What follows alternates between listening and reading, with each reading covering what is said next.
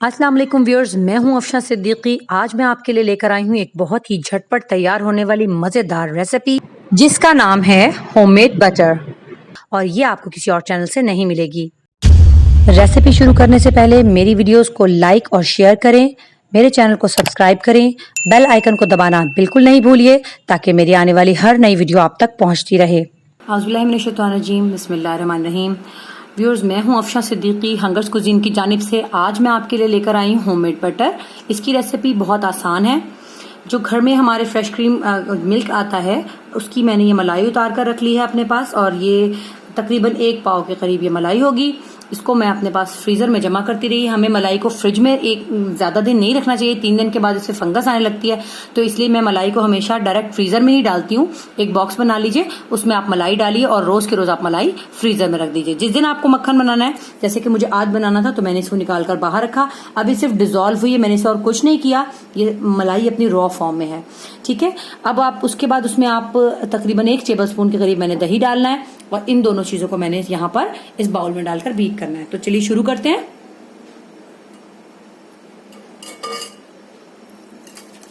ये देखिए, मलाई को मैंने सिर्फ फ्रीजर से निकालकर थोड़ी देर के लिए बाहर छोड़ा है, और अभी से इसकी ये फॉर्म आ गई है। आप चाहें, अगर आप दही का फ्लेवर पसंद नहीं करते तो आप इसको भी स्टिल आप इसको बस बीट करना शुरू कर दीजिए, तो ये मक्खन की फॉर्म आ जाएगी। लेकिन मुझे दही का फ्लेवर इसमें बहुत अच्छा लगता है, और यही इसका रिच और ट्रेडिशनल फ्लेवर है। तो ये डालकर आप थोड़ा सा बीट कीजिए, और अगर आप चाहें तो दही इसमें ऐड करके इसे ओवरनाइट भी रख सकते हैं, तो बहुत अच्छा फ्लेवर आ जाता है। लेकिन अगर हम थोड़ी सी देर डालकर भी इसे सिर्फ मिक्स करेंगे अच्छे से विस्क से, तो ये बहुत अच्छे से इसका जो है मक्खन वो अलग होना शुरू हो जाएगा। आप और से देख सकते हैं, ये देखिए कितनी जल्दी ये मक्खन जो है वो अलग होना शुरू हो गया। बिल्कुल देखिए, आपको नजर आ रहा होगा, ये इसकी पुटकियां बन गई हैं। मेरी कोशिश तो यही होती है कि मैं घर से ही हेल्दी चीजें बना लूं, जितनी मैं घर में बना सकती हूँ आसानी से मैं वो बनाती हूँ। अब ये देखिए, विद इन 2 मिनट्स ये आपके पास रेडी हो जाता है, और ये मेरे पास अब बिल्कुल रेडी है। अब मैंने क्या करना है कि इसको सिर्फ मुझे उठाना है। अच्छा, इसको उठाने के लिए आपको अपने हाथों से ही उठाना होगा, क्योंकि अगर आप इस पे ग्लव्स पहन लेंगे तो ये बहुत उस तरह से नहीं उठ पाएगा, जरा स्लिपरी हो जाएगा। ये देखिए, ये मैं आपको दिखाती हूँ। इसको उठाने के लिए इस तरह से ये आप उठाते जाइए, और जिस बाउल में आपने इसको जमा करना है आप इसे जमा करते जाइए। देखिए पानी अलग हो रहा है, और इस तरह से ये मक्खन आपका ऐसे पानी नीचे गिरता जाएगा और मक्खन आपका अलग होता जाएगा। देखिए, इस तरह से आप सारे मक्खन को अलग कर लीजिए।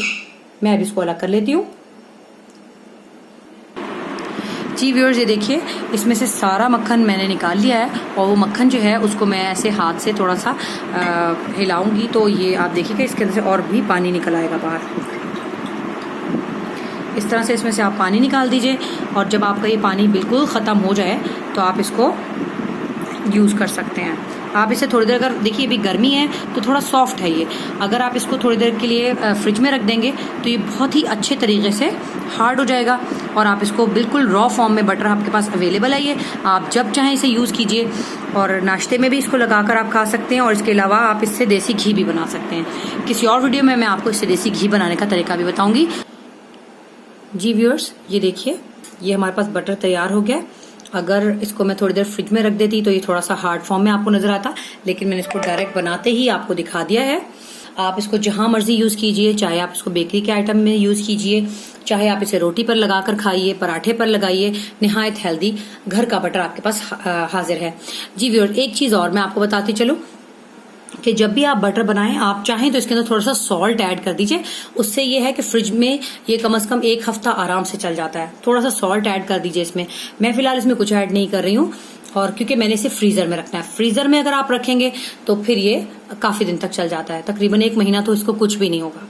ठीक है व्यूअर्स, अगर आपको मेरी रेसिपी अच्छी लगी हो तो प्लीज मेरे चैनल को सब्सक्राइब कीजिए, मेरी वीडियोस को लाइक कीजिए, उन्हें शेयर कीजिए, और बेल आइकन को दबाना बिल्कुल मत भूलिए, ताकि आपको मेरी आने वाली हर लेटेस्ट वीडियो मिलती रहे। टिल देन, अल्लाह हाफिज।